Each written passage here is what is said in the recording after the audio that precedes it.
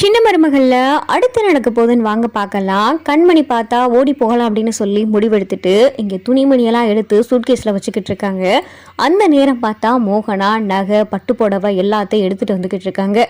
இங்கே கண்மணி பேக்கில் துணியெல்லாம் எடுத்து வைக்கிறத பார்த்துட்டு, கண்மணி என்ன பண்ணுற அப்படின்னு சொல்லி மோகனா கேட்டதும், மா மா நீ எப்போம்மா வந்த அப்படின்னு சொல்லி இங்கே பார்த்தா கண்மணி அப்படியே மழுப்ப ஆரம்பிக்கவும், அது இருக்கட்டும், நீ என்னடி பண்ணிக்கிட்டு இருக்க, பேக்லலாம் துணிமணி எடுத்து வச்சுக்கிட்டு இருக்க, என்ன பண்ணிக்கிட்டு இருக்க கண்மணி அப்படின்னு சொல்லி மோகனா கேட்கவும், உடனே பார்த்தா கண்மணி அழுக ஆரம்பிச்சுறாங்க. ஏ கண்மணி, எதுக்கு அழுகிற, நான் உங்ககிட்ட என்ன கேட்டேன்னு நீ இப்போ எதுக்கு அழுகிற அப்படின்னு சொல்லி மோகனா கேட்டுக்கிட்டு இருக்காங்க. இங்கே பார்த்தா கண்மணி கையெடுத்து கும்பிட்டு, மா எனக்கு இந்த கல்யாணத்தில் விருப்பமே இல்லைம்மா, தயவு செஞ்சு இந்த கல்யாணத்தை மட்டும் நிப்பாட்டிருமா அப்படின்னு சொல்லி கண்மணி சொல்லவும், கல்யாணத்தில் விருப்பம் இல்லையா, அதுக்காண்டி இப்படி பேக்கெல்லாம் எடுத்துக்கிட்டு என்ன வீட்டை விட்டு ஓடி போக போறியா அப்படின்னு சொல்லி மோகனா கேட்டதும் இங்கே பார்த்தா கண்மணி அழுதுகிட்டே நிற்கிறாங்க. நீ பேசாமல் இருக்கிறத பார்த்தா அதான அர்த்தம், உங்கள் அப்பா உன் மேலே எவ்வளோ பிரிய வச்சிருக்காருன்னு தெரியுமா, நீ இப்படி வீட்டை விட்டு ஓடி போனேன்னா அந்த மனுஷனால தாங்கிக்கிற முடியுமா, உசுரையை விட்டுருவாடி, அவர் உசுரை விட்டதுக்கப்புறம் நான் மட்டும் உசுரை வச்சு என்ன பண்ண போகிறேன் அப்படின்னு சொல்லி மோகனா கேட்டதும் இங்கே பார்த்தா கண்மணி அழுக ஆரம்பிச்சுறாங்க. ஏற்கனவே பவானி இந்த வீட்டை விட்டு ஓடி போனப்போ உங்கள் அப்பா எவ்வளோ உடஞ்சி போனாரு தெரியுமா, அதுக்கப்புறம் வீட்டில் இருக்கிற எல்லாரும் பேசிதான் அவரை சமாதானப்படுத்தணும். இப்போ நீயும் வீட்டை விட்டு ஓடி போனேன்னு வை, அந்த மனுஷனால தாங்கவே முடியாது கண்மணி, உனக்கு இந்த மாதிரி குறை இருக்கே அப்படின்னு சொல்லி தினமும் அந்த மனுஷன் செத்து புழுங்கிக்கிட்டு இருக்காரு மனசுக்குள்ள.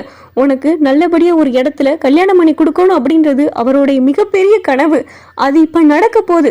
அந்த மாதிரி ஒரு நேரத்தில் எங்கள் முகத்துலலாம் கறியை பூசிட்டு நீ இந்த வீட்டை விட்டு ஓடலான்னு பார்க்குறியே, எனக்கு புரியலை கண்மணி. உனக்கு அப்பா பார்த்துருக்கிற இடம் ரொம்ப நல்ல இடம், நீங்கள் எப்படி வசதியாக இருக்கியோ அதே மாதிரி அங்கே போய் நல்ல வசதியாக சந்தோஷமாக வாழ போகிற, அப்புறம் என்ன, ஏன் உனக்கு இந்த கல்யாணம் பிடிக்கல அப்படின்னு சொல்லி மோகனா கேட்கவும், அப்போதான் பார்த்தா கண்மணிம்மா என்னை மன்னிச்சிருமா, என்னை மன்னிச்சு, நான் இனிமேல் இப்படிலாம் பண்ண மாட்டேன் அப்படின்னு சொல்லி கண்மணி சொல்லவும், இப்போயாவது புரிஞ்சுக்கிட்டே எனக்கு அது போதும் கண்மணி, அப்பாவை கொஞ்சம் யோசிச்சுப்பார், அவர் உனக்காகத்தான் எல்லாத்தையும் பார்த்து பார்த்து பண்ணிக்கிட்டு இருக்காரு.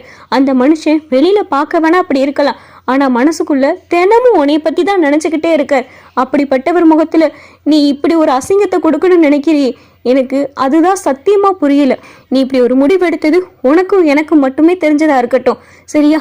இந்த பட்டுப்புடவை கட்டிட்டு இந்த நகையெல்லாம் போட்டுக்கு, மாப்பிள்ளை வீட்டிலேருந்து ஆட்கள் வந்துக்கிட்டு இருக்காங்க, பொண்ணழைக்கிறதுக்கு நேரமாச்சு அப்படின்னு சொல்லிட்டு இங்கே பார்த்தா மோகனா பட்டுப்புடவை நகையெல்லாம் கொடுத்துட்டு போகிறாங்க. இங்கே கண்மணி பார்த்தா ராஜாங்கத்தை நினச்சி பார்த்துட்டு ஓடி போகலாம் அப்படின்ற முடிவை விட்டுறாங்க. ஆறுமுகத்துக்கு ஃபோன் பண்ணி, ஆறுமுகம் நான் வரலை, நம்ம ஓடி போகணும்னு சொன்னதை இதோட மறந்துடலாம், நான் எங்கள் அப்பா சொன்னவரே கட்டிக்கிட்டு நான் அங்கேயே போய் வாழ்கிறேன் அப்படின்னு சொல்லி கண்மணி சொன்னதும் ஆறுமுகத்துக்கு இதை கேட்டதும் பயங்கரமாக அதிர்ச்சி ஆயிடுது. என்னங்க சொல்கிறீங்க, என்ன சொல்கிறீங்க அப்படின்னு சொல்லி ஆறுமுகம் கேட்டதும், ஆமாம் ஆறுமுகம், நான் இப்போ ஓடி வந்துட்டேன்னா எங்கள் அப்பா ஏதாவது பண்ணிக்கிட்டார்னா என்னால் அவருக்கு எதுவும் ஆகக்கூடாது, ஏன்னா என்னை சின்ன பிள்ளையிலேருந்து அவ்வளோ தூரம் பார்த்து பார்த்து வளர்த்தாரு, எனக்கு இப்படி இருக்கிற குறையே தெரியக்கூடாதுன்றக்காக என்னை அவ்வளவு வசதியாக வளர்த்தாரு. இப்படிப்பட்டவரை நான் எல்லாரும் முன்னாடியும் அசிங்கப்படுத்த விரும்பலை, வேணா ஆறுமுகம், நான் உங்களை மறந்துடுறேன், நான் உங்கள் மனசில் ஏதாவது தப்பான எண்ணத்தை தோண வச்சுருந்தா என்னை மன்னிச்சிருங்க அப்படின்னு சொல்லிட்டு இங்கே பார்த்தா கண்மணி ஃபோனை வச்சிடுறாங்க. இங்கே சாமியாரோடைய ஆசிரமத்தில் பார்த்தா இருக்கிற குழந்தைங்க எல்லாத்துக்கும் பார்த்தா அடுத்தடுத்து உடம்பு சரியில்லாமல் ஆயிடுது. இதை பார்த்துட்டு அங்கே இருக்கிற வேலையாட்கள் எல்லாருமே பதற ஆரம்பிக்கிறாங்க. ஐயா சாமி, என்ன பிரச்சனை இது, ஏன் இப்படி குழந்தைங்களுக்கு அடுத்தடுத்து உடம்பு சரியில்லாமல் ஆகுது, ஐயா ஏதாவது பண்ணுங்கய்யா அப்படின்னு சொல்லிட்டு வேலையாட்கள் எல்லாரும் பார்த்தா அந்த சாமியார்கிட்ட வந்து கெஞ்சவும், அப்போதான் அந்த சாமியாருக்கு புரியுது, என்னை மன்னிச்சிருங்க, எல்லாரும் என்னை மன்னிச்சிருங்க, நான் பண்ண பாவம் இப்போ குழந்தைகளை வந்து சேர்ந்துருச்சு அப்படின்னு சொல்லிட்டு அந்த சாமியார் சொல்லவும், என்னையா என்ன சொல்றீங்க அப்படின்னு சொல்லி எல்லாரும் கேட்குறாங்க.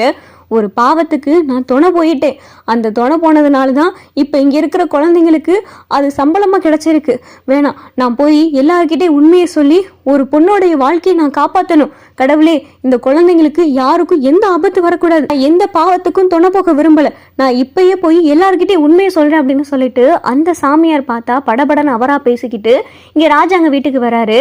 ராஜாங்க வீட்டுக்கு அந்த சாமியாரை பார்த்ததுமே இங்கே தமிழ் பார்க்குறாங்க.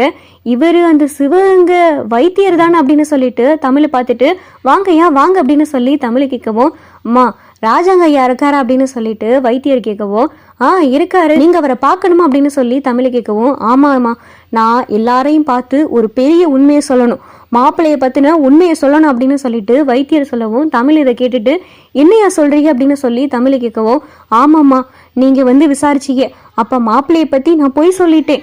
அதே மாதிரி ராஜாங்க அவர்களுடைய மகன்கிட்ட வந்து விசாரிச்சாரு, அப்பயும் நான் போய் சொல்லிட்டேன். மாப்பிள்ளை அந்த அளவுக்கு நல்லவன் கிடையாது. மாப்பிள்ளை உடம்புல ஏகப்பட்ட வியாதி இருக்கு. அதே மாதிரி தவறான சவகாசம் எல்லாமே அந்த மாப்பிள்ளைக்கு இருக்கு அப்படின்னு சொல்லிட்டு சாமியார் பார்த்தா எல்லா உண்மையும் சொல்லிடுறாரு.